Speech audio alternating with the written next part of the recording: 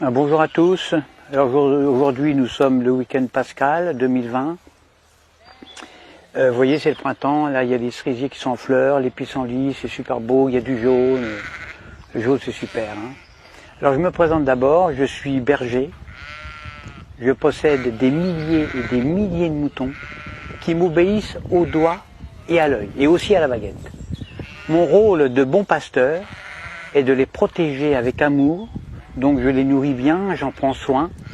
Un mouton, parce que je sais qu'un mouton bien élevé, élevé avec amour, eh bien c'est l'assurance d'obtenir une laine soyeuse, de qualité, et une viande fondante d'un goût incomparable. Ça c'est certain, moi j'aime mes moutons. Alors pourquoi mes moutons sont heureux, mais vraiment heureux quand je les tonds? Pourquoi est-ce qu'ils ne réagissent pas? Pourquoi est-ce qu'ils ne réagissent pas quand je les vaccine, quand je les sacrifie sur l'autel de la gastronomie? Il y a un mystère, il y a un mystère. Surtout quand on sait que moi, je suis qu'un petit bonhomme fragile, qui ne ferait pas le poids face à un mouton en colère, un seul mouton en colère. Un seul bélier peut me tuer d'un seul coup. Eh bien le secret, le voici. Pour qu'un troupeau de milliers de moutons soit docile, soumis, obéissant, eh bien il suffit de jouer soit sur la peur, soit sur leurs besoins de sécurité. Exemple. Quand j'ai besoin de les tondre, ou de les vacciner, ou de les confiner, ou même de les mener à l'abattoir, eh bien je leur crie « Attention, voilà un loup ! Il y a un gros loup !» Donc là, je joue sur la peur. « Courez vite dans la bergerie, allez vite, vite, vite, réfugiez-vous là-bas. » Besoin de sécurité. Et là, dans une psychose collective, où ils se piétinent les uns les autres, ils se carapatent tous dans la bergerie, sans même réfléchir, parce qu'ils sont heureux de se retrouver en sécurité, confinés dans la bergerie, loin des dents du loup. La peur court-circuite la réflexion. Elle fait exploser leurs neurones. Alors déjà, qu'un mouton, il n'y en a pas beaucoup. Alors pendant que leur attention est dirigée vers le loup, eh bien moi, tranquillement, je les tonds, je les vaccine, je leur tatoue le gigot, je puce les rebelles, je castre les chefs, bien sûr, en leur injectant des médicaments, etc., etc. Et quand j'ai fini mon travail, eh bien, je les relâche tout doucement par petits groupes. Alors c'est vrai qu'ils se sont fait tondre, ça ils s'en rendent compte, ils le voient, mais ils sont heureux d'avoir échappé au gros loup. Ils sont tondus, mais encore vivants, donc contents, heureux. Je les fais alors bêler tous en chœur à la tombée de la nuit et je leur demande de m'applaudir à 20h au moment du journal télévisé qui leur raconte qu'ils ont échappé vraiment à un grand danger. Alors bien sûr, sur le nombre, il y a toujours quelques rebelles, des moutons noirs, qui sont des moutons plus intelligents que les autres, qui comprennent, ils ont pigé mon stratagème. Alors ils essayent, ils tentent désespérément d'expliquer à leurs frères moutons, à leurs congénères, que si le loup en croque 2 ou 3 seulement, le berger, lui, est beaucoup plus dangereux, puisqu'ils finiront tous sur une table en méchoui, ou sur la table pascale.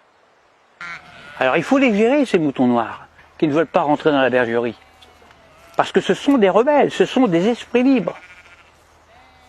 Alors à ceux-là, soit je leur montre mon bâton, soit je les fais mordre par mon chien. Or le mieux c'est d'égorger un seul mouton noir devant les autres. Alors ça, c'est super efficace ça. Pour un seul de sacrifier, j'en terrorise des milliers qui deviennent, mais alors doux comme des agneaux. J'en tue un et j'en soumets des milliers. C'est comme ça qu'on étouffe la moindre velléité de révolte. Alors il y a de nombreux hommes politiques qui viennent me demander de les coacher. Alors que moi je ne suis qu'un simple berger, je suis qu'un pauvre berger. Mais s'ils me le demandent, c'est justement parce qu'on peut utiliser ces méthodes, les méthodes de berger, chez des humains. En effet, la différence entre le comportement des moutons et celui des humains, eh bien c'est que justement il n'y a aucune différence. C'est ça le secret. Le secret est là, il n'est pas ailleurs. Donc, quand on veut faire passer une loi impopulaire, qui ne fait pas plaisir, eh bien on le fait pendant que la population a peur. Par exemple, on parle de crise climatique, de crise de la dette, de crise financière, de tempête, de canicule, de terrorisme, de crise sanitaire, etc., etc.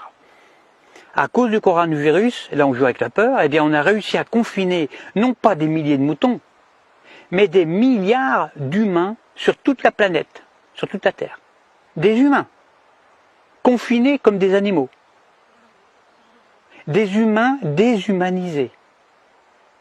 Et le pire, le plus révoltant, le plus dramatique, c'est que les chefs rebelles ferment leur gueule. Les grands chefs, ils acceptent aussi leur confinement. Alors la seule solution pour s'évader de ce piège machiavélique sera un réveil collectif. Alors moi personnellement, je ne perds plus mon temps à essayer d'éclairer les blaireaux. Ça ne sert à rien, ça ne sert strictement à rien.